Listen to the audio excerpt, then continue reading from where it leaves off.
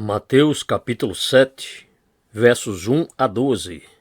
O rei continua a regular o comportamento de seus súditos. Jesus agora lida com os nossos assuntos e relacionamentos com os nossos semelhantes. Como antes ele regulou a nossa devoção pessoal a Deus e nossos próprios assuntos particulares.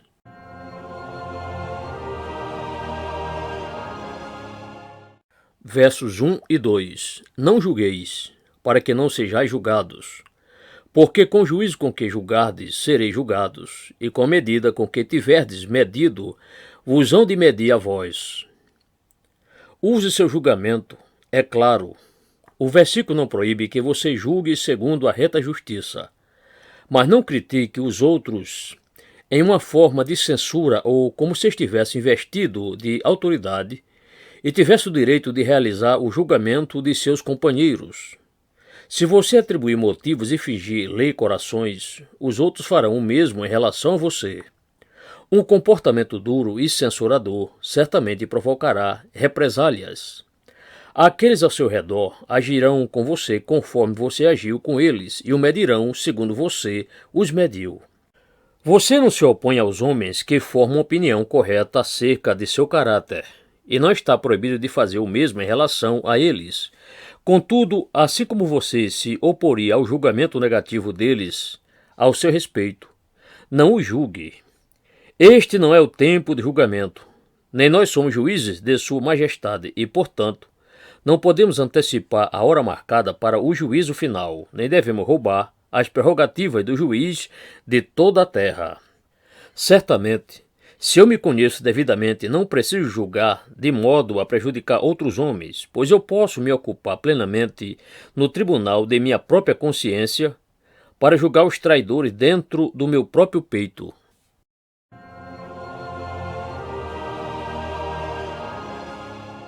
Versos 3 a 5. E por que reparas tu no argueiro que está no olho do teu irmão, e não vês a trave que está no teu olho? Ou como dirás a teu irmão, deixa-me tirar o argueiro do teu olho, estando uma trave no teu? Hipócrita! Tira primeiro a trave do teu olho, e então cuidarás em tirar o argueiro do olho do teu irmão. A capacidade de julgar é mais bem utilizada entre os nossos próximos. Nossa tendência é observar os argueiros nos olhos de outros homens e não ver a trave em nossos próprios. Em vez de reparar com alegria no olhar a pequena falha dos outros, agiremos sensatamente se virmos a nossa maior culpa. É a trave em nosso olho que nos cega para nossa própria maldade, mas tal cegueira não é suficiente para nos desculpar, uma vez que, evidentemente, não fechamos os olhos para o pequeno erro de nosso irmão.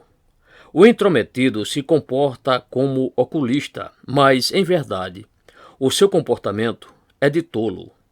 Suponha que um homem com uma trave em seu olho pretenda lidar com uma parte muito sensível de alguém, como o olho, e tente remover algo tão pequeno como um argueiro.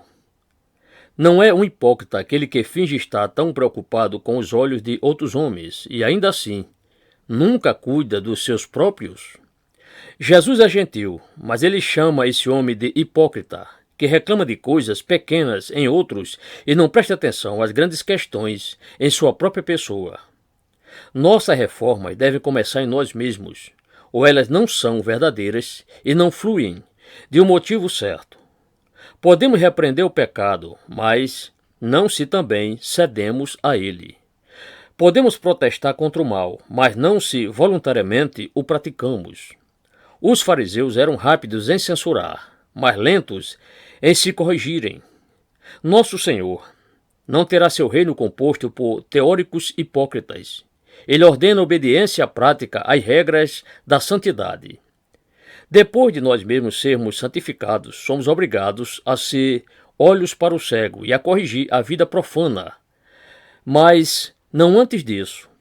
Até que tenhamos piedade pessoal, a nossa pregação sobre a santidade é pura hipocrisia. Que nenhum de nós provoque o Senhor a chamar-nos hipócrita.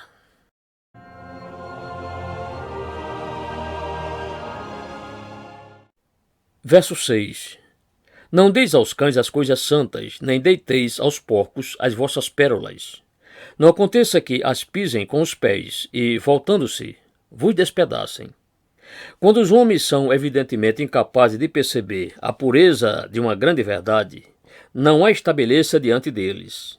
Eles são como mero cão, e se você anunciar as coisas santas a eles, serão provocados a voltarem-se e vos despedaçarem. As coisas santas não são para o profano. Enquanto eles forem cães, não serão autorizados a entrar no lugar santo. Quando você estiver no meio dos viciosos, que são como porcos, não anuncie os mistérios preciosos da fé, pois eles irão desprezá-los e pisarão com os pés.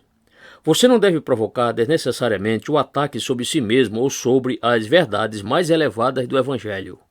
Você não deve julgar, mas não deve agir sem julgamento. Não considere os homens serem cães ou porcos, porém, quando eles se confessarem serem os tais ou, por sua conduta, agirem como se fossem, não coloque ocasiões no caminho deles para demonstração de seu caráter maligno. Os santos não devem ser simplórios.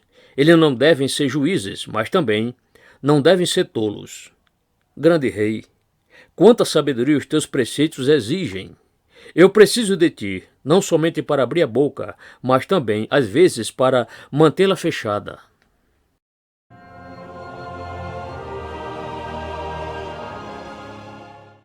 Versos 7 e 8.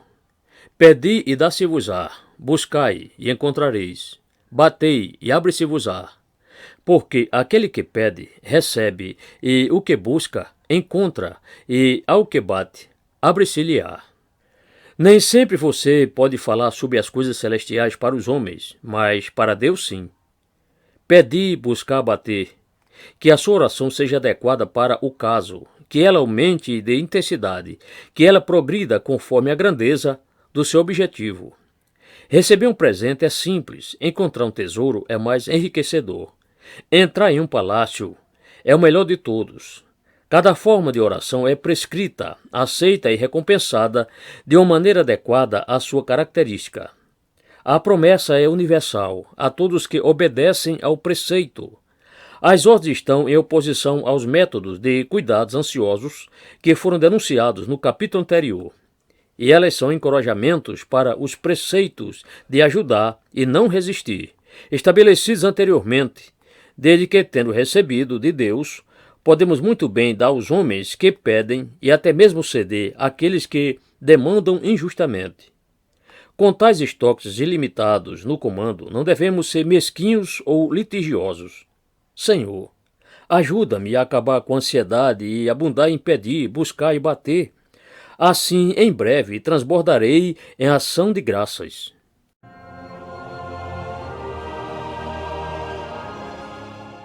Versos 9 e 10. E qual dentre vós é o homem que, pedindo-lhe pão o seu filho, lhe dará uma pedra? E, pedindo-lhe peixe, lhe dará uma serpente? Nós erramos nas coisas temporais e pedimos como pão o que pensamos ser assim, quando na verdade é uma pedra. Confundimos uma serpente com um peixe e imploramos por isso como por um peixe. Nosso Pai Celestial corrige a nossa oração e dá-nos não o que ignorantemente pedimos, mas o que nós realmente precisamos. A promessa de dar o que pedimos é explicada aqui e estabelecida em sua verdadeira luz. Essa é uma correção graciosa aos insensatos que poderiam ler as palavras do Senhor no sentido mais literal e nos fazer imaginar que todos os nossos caprichos devem apenas ser assunto de oração, a fim de que sejam realizados. Nossas orações vão para o céu, em uma versão revisada. Seria algo terrível se Deus sempre nos desse tudo o que pedimos. Nosso Pai Celestial sabe dar muito melhor do que nós sabemos pedir.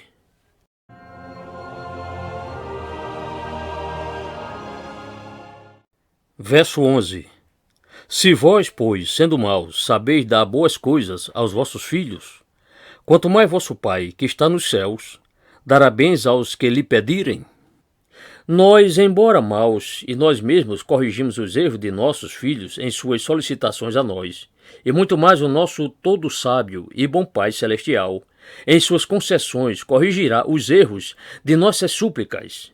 Ele dará o bem que nós não pedimos e reterá o mal que nós, tão imprudentemente, solicitamos. Conhecemos nossos filhos e conhecemos pelos nossos filhos, embora nós sejamos pobres criaturas mais. O nosso Pai, perfeitamente bom, o qual conhece todas as coisas, não ordenará os seus dons mais graciosamente? Sim, temos a certeza de que Ele o fará. Quanto mais, diz o nosso Senhor, e Ele não diz o quanto mais, mas deixa isso para as nossas meditações. Não sabemos o que devemos pedir como convém, mas, em sua perfeição, Ele sabe como dar como convém. E Ele fará assim. Ele dará bens, especialmente o seu Espírito Santo, que é a soma de todo o bem. Senhor, eu desejo pensar mais em Ti do que em minha própria oração, mais sobre o Teu Filho do que sobre a minha própria fé, e mais sobre o Teu Espírito Santo do que sobre todos os outros bens.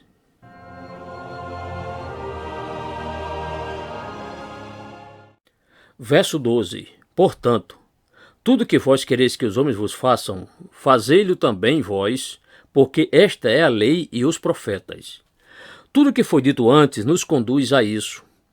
E defendendo-o, e então ele diz, portanto, será instrutivo olhar para trás e pensar nisso, que o meu leitor medite sobre isso. Nesta passagem, o nosso rei nos dá a sua regra de ouro.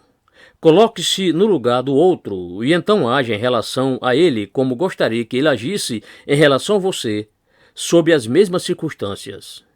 Essa é uma justa regra real, um preceito sempre à mão, sempre aplicável e sempre certo. Aqui você pode ser um juiz e, ainda assim, não julgar os outros, mas julgar pelos outros. Essa é a soma do Decálogo, do Pentateuco e de todas as Sagradas Escrituras. Oh, se todos os homens agissem de acordo com esse preceito, não haveria escravidão, nem guerra, nem terror, nem contenda, nem mentira e nem roubo. Tudo seria justiça e amor. Que reino é esse que tem uma tal lei? Esse é o código cristão. Esse é o resumo de tudo o que é justo e generoso. Nós adoramos o Rei de cuja boca e coração tal lei fluiu. Essa regra é uma prova do caráter divino de nossa santa religião. A prática universal dela por todos os que se denominam cristãos chamaria a convicção judeu, o turco e o infiel com mais rapidez e segurança do que todas as apologias e argumentos que o testemunho ou a piedade dos homens poderiam produzir. Senhor, ensina essa regra a mim. Escreve-a nas tábuas de carne do meu coração regenerado. Escreva-a por completo em minha vida.